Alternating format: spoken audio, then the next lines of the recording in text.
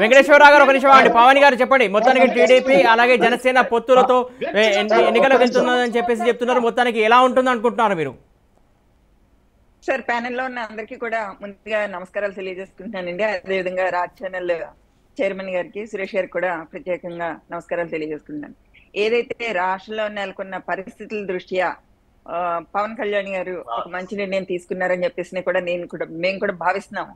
ఎందుకంటే ఈ రోజు చంద్రబాబు నాయుడు గారిని అరెస్ట్ చేయడం అన్నది అయితే మాత్రం చాలా దుర్మార్గపు చర్య అని చెప్పేసి కూడా ఈ సందర్భంగా తెలియజేస్తున్నాను.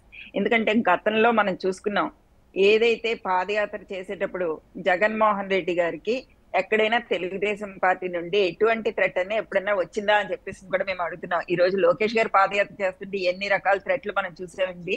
అదే విధంగా చంద్రబాబు నాయుడు గారి క్యాన్వాయ్ మీదకి రాళ్లు వేసడం కానీ, అదే విధంగా పార్టీ ఆఫీస్ మీదకి మరి దండెత్తి వైసీపీ కార్యకర్తలు ఎవరైతే ఉన్నారో వాళ్ళందరూ కూడా పార్టీ ఆఫీస్ మీద కూడా వచ్చి రాళ్ళు రువ్వడం కానీ ఇలాంటి ఎన్నో రకాల కార్యక్రమాలు చేశారు.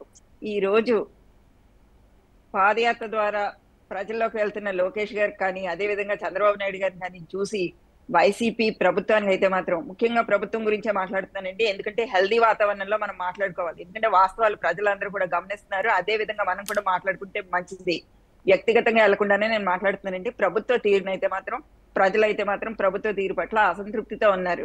ఈ రోజు మళ్ళీ తెలుగుదేశం పార్టీ అధికారంలోకి వస్తే మళ్ళీ చంద్రబాబు నాయుడు గారి ఇదిలో ఉంటే, పాలనలో ఉంటే మనం బాగుంటామేమో అని చెప్పి ఈ రోజు అందరూ కూడా తెలుగుదేశం పార్టీ వైపు చూడడం ఈ రోజు ఈ గవర్నమెంట్ కి అయితే మాత్రం నచ్చడం లేదన్నది ఈ రోజు జరిగిన సంఘటన మనం అర్థం చేసుకోవచ్చు అని చెప్పేసి కూడా తెలియజేసుకుంటా ఉన్నాను.